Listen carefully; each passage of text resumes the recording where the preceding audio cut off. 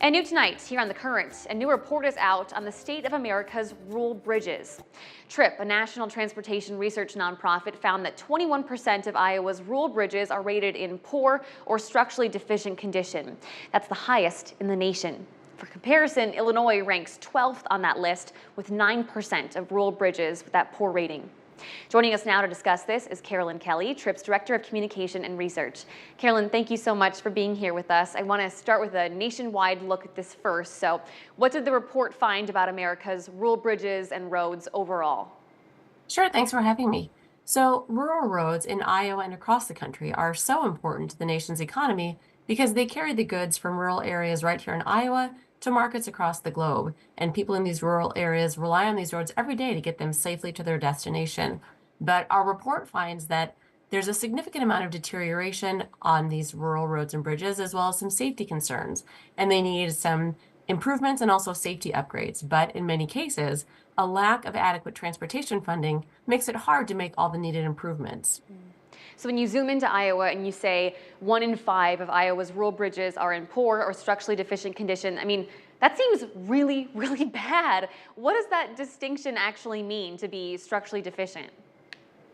You're right. Iowa does have the highest share in the nation of rural bridges that are in poor condition. And as you mentioned, that's more than 1 in 5 of those bridges. And it's not just the rural bridges in Iowa. The state leads the nation in the overall share of bridges that are in poor condition. Now, bridges that are rated poor or structurally deficient have significant deterioration to the major components of the bridge. That's the bridge deck or the support or some of those other major components. It's important to note that these bridges are safe to travel on and that they're monitored very closely and maintained. But many of them do need significant repairs or even replacement in some cases. And bridges in poor condition, particularly in rural areas, are often closed or posted only for lower weight vehicles. That means that it restricts and it redirects large vehicles like agricultural equipment or school buses or emergency response vehicles, and it makes their trips even longer. That can waste valuable time, especially in the case of those emergency vehicles that might have to take a longer route to avoid some of these bridges. Yeah, and we know that rural residents travel by car about 50% more than residents in urban communities, so a lot more driving on some of those rural roads and bridges. And I wanted to ask you about the roads themselves. What did the report find about Iowa's rural roads?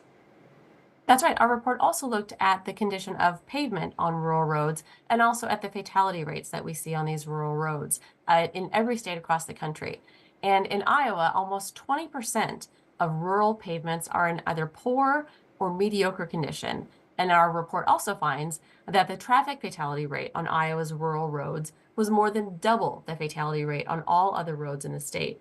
That's largely because these rural roads are more likely to have narrow lanes or limited shoulders or sharper curves and some steep slopes.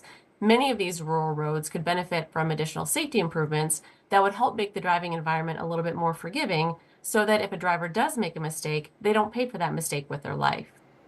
Okay, so we know that Iowa's rural roads and bridges are in desperate need of help. We know that traffic fatalities go up or have higher numbers in these areas where more improvements are needed. So now we look at the reality that earlier this year, the U.S. Department of Transportation told Congress that nearly $200 billion in repairs is needed for our nation's rural roads, highways, and bridges. So could the 2021 Biden administration Infrastructure Act cover that price tag? Sure, the federal infrastructure bill that was signed into law in 2021 increased federal transportation funding by more than 30%. And that bill also includes programs that are targeted to some of the needs of these rural roads and bridges. So those increased federal dollars have been very helpful, but it'll also be critical at the state and local level that Iowa and the localities are able to provide additional transportation funding so that Iowa can improve the condition of the rural roads that so many of the Iowans rely on. Very important topic indeed. Carolyn, thank you so much for your time today. We appreciate this. Thank you. For you guys at home, we have a link. You can view the full report in all 50 states up on our website. Just click on the As Seen on TV tab.